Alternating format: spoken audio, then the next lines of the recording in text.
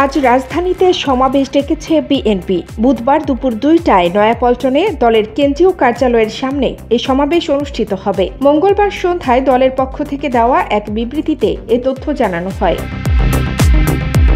বিবৃতিতে জানানো হয়, সমাবেশে প্রধান অতিথি হিসেবে ভার্চুয়ালি বক্তব্য দেবেন বিএনপির ভারপ্রাপ্ত চেয়ারম্যান তারেক রহমান। সমাবেশে বিএনপি মহাসচিব মির্জা ফখরুল ইসলাম আলমগীর ছাড়াও জাতীয় নেতারাও বক্তব্য দেবেন। যথাসময়ে দল ও অঙ্গ ও সহযোগী সংগঠনের সব পর্যায়ের নেতাকর্মী সহ সর্বস্তরের জনগণকে সমাবেশে যোগদানের জন্য আহ্বান জানানো হয়েছে।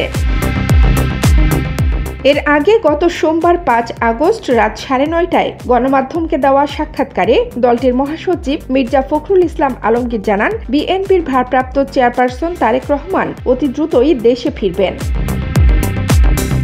তিনি বলেন, আপনারা জানেন আমাদের নেতা তারেক রহমান, তাকে অন্যায়ভাবে মিথ্যা মামলা দিয়ে বিদেশে নির্বাসিত করা হয়েছে। তিনি এ আন্দোলনে সর্বাত্মক সহযোগিতা করেছেন। তাকে অবিলম্বে দেশে ফিরিয়ে আনার জন্য আমরা ব্যবস্থা গ্রহণ করেছি। ইনশাআল্লাহ আমরা সফল হব।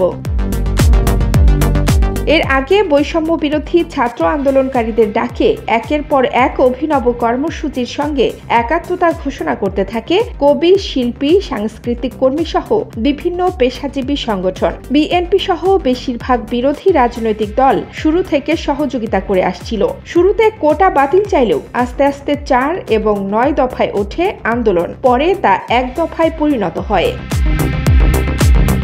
বারবার ইন্টারনেট ও সামাজিক যোগাযোগ মাধ্যম বন্ধ করেও গুজব আটকাতে ব্যর্থ হয় সরকার। শেষ মুহূর্তে জনগণ মুক্তির আভাস পেলেও বুঝতে পারেনি আওয়ামী লীগ। 4 আগস্টও আন্দোলনকারীদের জঙ্গি, বিএনপি জামাত সন্ত্রাসী উল্লেখ করে হামলা অব্যাহত রেখেছে। রাতভর নানা গুঞ্জনের পর সোমবার দুপুরে অবশেষে দেশ ছাড়েন শেখ হাসিনা। দেশকে সংকটে রেখেই চলে গেলেন তিনি। দেশ জুড়ে চলছে এক নৈরাজ্যকর পরিস্থিতি। এমনকি তার দেশ ত্যাগের খবর ছড়িয়ে পড়ার সঙ্গে সঙ্গে গণভবন লুট হয় যুক্তরাষ্ট্রের ক্যাপিটল হিল আক্রমণের স্টাইলে।